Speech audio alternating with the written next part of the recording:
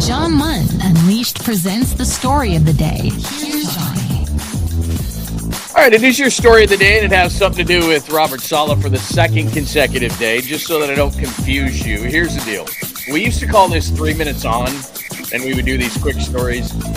And then yesterday, when I was talking about Robert Saleh, it was 3 minutes on, but it was 5 minutes on, but it actually took 7 minutes, if you can follow along. And you know me. I can't clear my throat in 3 minutes, so here's the deal. We're going to start calling this the story of the day. We'll post one of these. We do the live show, of course, at 8 a.m. weekdays Pacific on YouTube, on Instagram, and on X. So what we'll do during the day is not only will we throw out all the different shorts, we're just going to bombard you with stuff, but then we'll do a big story of the day because we'll do anywhere from an hour, hour and a half, 2 hours, 2.5 hours, and we get into a bunch of different things. So to be specific, once a day, we'll also do the story of the day. Now, it should not exceed more than, say, 10 minutes. That's what we're going to try to do. We'll try to not exceed about 10 minutes, make this a quick hitter for you so you know the big story of the day and you can move on with your life. So, as you can see there in the right-hand corner, that is Mr. Trent Baalke, who used to be with the San Francisco 49ers, and he sounded something like this. Hey, if they've got an ACL injury, I'm going to go ahead and take that guy. He basically lived his life as a 49er because in 2011, in that draft, he took Aldon Smith 7th overall. Colin Kaepernick was pretty good for a while. He had a decent draft, but then outside of that, pretty much nothing. And then he went to Jacksonville with Shad Khan, their owner, and somehow fooled him into thinking that he knew what he was doing, and clearly he didn't. And so when we last spoke, Robert Saleh looked like it was going to be a good situation because 𝐬𝐲𝐿 was going to take the job with Jacksonville, the offensive coordinator with the Buccaneers. And then strange things started to happen. And then on Wednesday afternoon, Trent Baalke, not Robert Saleh, Trent Baalke gets fired. Well, they should have done that a couple of weeks ago. Actually, they should have done it many months ago. Actually, they should have done it years ago. But essentially what happened here is this. Bill Belichick was actually interested in the Jacksonville job, and he said, well, I'm not working with Trent Baalke. And at the time, Shad Khan, their strange owner, went, okay, I'm going to side with Trent Baalke. Then Ben Johnson said, look, I'd be interested in working with Trevor Lawrence. Of the quarterbacks, and that's who you associate yourself with, the owner, the general manager, and the quarterback. If you're going to be a head coach, those are the three most important people. Well, Shad Khan is not exactly a guy who has shown that he's going to stay with continuity, so you're a little nervous there. Trent Baalke, he's a lame duck and not great at what he does. So you had 1 out of 3, the quarterback, which has underachieved to this point, but I could see a Ben Johnson or a 𝐬𝐲𝐿 wanting to work with that guy. A former first overall pick, of course. And but 1 out of 3, not working with the owner, not working with the general manager. No thanks from Ben Johnson. No thanks from 𝐬𝐲𝐿 this morning. And so everyone panicked. That Robert Saleh was going to go to Jacksonville. Now, does this situation make it better or worse, or more likely or less likely, I should say, that Robert Saleh goes to Jacksonville? Because, I wrote this piece on the blog on JohnLundUnleashed.com, which you should check out. And said it looked like, to me, 80% Saleh was going to come back to the 49ers. I had spoken to some people, too, and it was looking pretty good. Then we heard Saleh was going to go back to Jacksonville for a Friday interview, and I really wasn't worried too much because, again, owner's not great. Trent Baalke was lame duck at best. He's a defensive guy, so, the quarterback matters. It's not like an offensive guy who he's completely tied with. So I didn't think Saleh was going to go there. Now, does this make it, again, I'll ask you, does it make it more likely or less likely? Now, a general manager is going to want his own guy. So a head coach is going to go in there saying, wait a minute, now I don't know who my general manager is at all. I don't know if I have a connection with him. So I would imagine that Jacksonville probably now pulls back, and this is what a bad organization does. You've had weeks to do this. You were out of the playoffs a long time ago.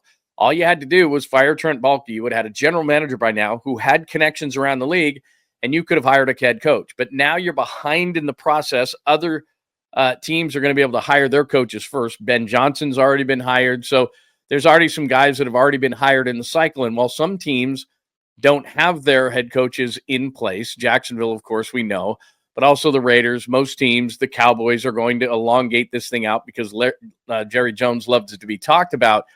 But I don't think this makes it more likely that Robert Saleh leaves, because I think now they're going to have to look for a general manager, and then that general manager is going to have people that he likes. And I still think that Jacksonville is going to go on the offensive side of the ball because Trevor Lawrence is a massive investment as the first overall pick of the draft, and it makes more sense that you would go offense than defense. Look what Chicago just did with Ben Johnson. Caleb Williams struggles through a season.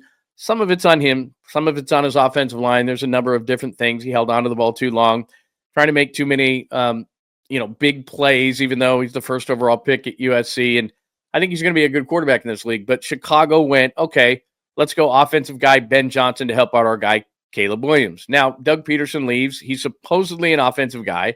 And a lot of times what a team will do is they'll go the opposite of the guy they just had. And Robert Saleh certainly is the opposite of what Jacksonville just had. But I still think a general manager is going to come in there. Now, maybe he knows Robert Saleh and likes Robert Saleh, but he's going to have to make a decision at some point. And I think between then and now, the 49ers will take Robert Saleh, and Saleh will say, I'd rather be with the 49ers in a stable situation. And I said this yesterday, and I said it during the show today. Robert Saleh can be excused for the New York Jets situation. They're a dumpster fire, bad owner. I've told you about owners. Success and failure, whether it's business or sports, starts from the top and goes to the bottom. Well, Woody Johnson's not good.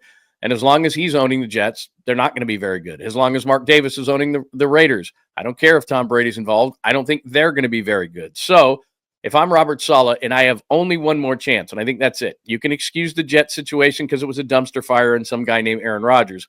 But after that, you take a second shot. And if you're not good at that, then you're probably not getting another head coaching opportunity. Now he looks at the 49ers and says, in 2 years, I could probably go out here, be solid with the 49ers, run a solid, really good defense like he did before. He's already done this from San Francisco to head coaching job, and probably put himself in a better situation than what the Jaguars offer. They go through a lot of head coaches.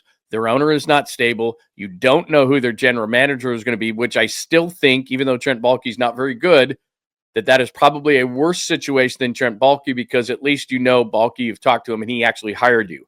We all know this from situations in and out of sports. If someone comes in who didn't hire you, you might want to be a little bit nervous. So if they go head coach first, then they bring in a general manager, and he didn't hire Robert Saleh, I think that's going to be an issue as well. So I don't think this helps the situation. A lot of people think that Robert Saleh and it helps the situation because Trent Baalke was there. Trent Baalke was a lame duck general manager at best, and we found out later in the day that he would get fired. I still think with Trent Baalke knowing Saleh the way he is, that would have been a more likely hire than it would have been without a general manager. So my thought on the story of the day is, does this help or hurt Robert Saleh? I think it hurts him to be a head coach. I don't think he's going to make Jacksonville his second and probably final opportunity to be a head coach in the NFL.